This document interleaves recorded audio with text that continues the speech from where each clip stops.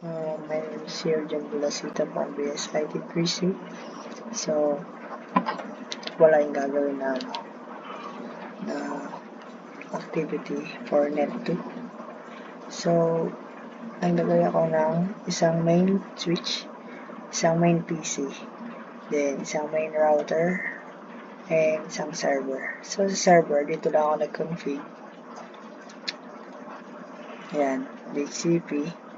So, then, inon ko yung HTTP. Then, DHCP, naglagay na rin ako ng IP address dito.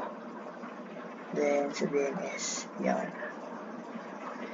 Then, after nun, sa router, yan. Magbigay siya ng IP address, which is 192.168.0.1.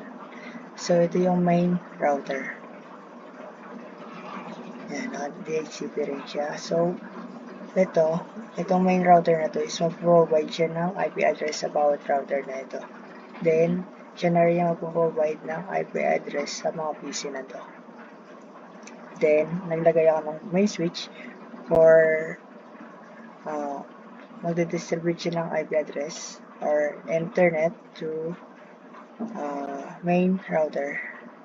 Yan. Then, to main PC. So, sa main PC is naka-DHCP rin siya, then naka-default gateway na rin, nagbigay na rin siya ng IP address. So, ito yung IP address na nanggaling sa main router. Yan. Then, sa PC1, dito makikita rin yung IP address. Yan.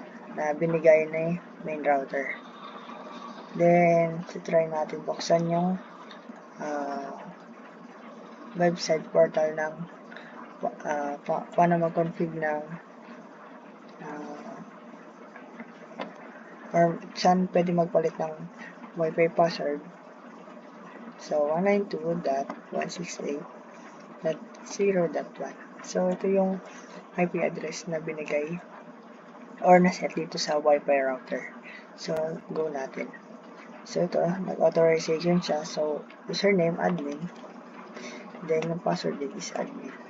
So, pag in-okay natin siya, is mapupunta tayo sa portal ng Wi-Fi. Ito, yan.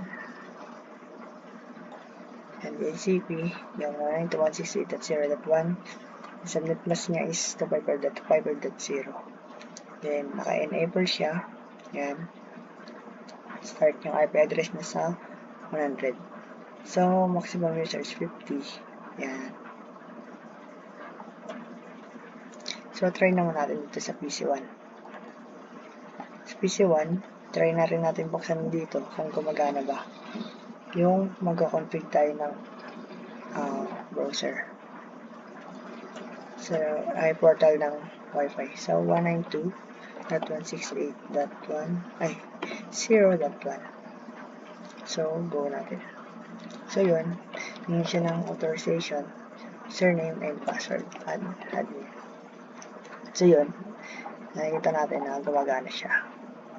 Yun lang. Thank you.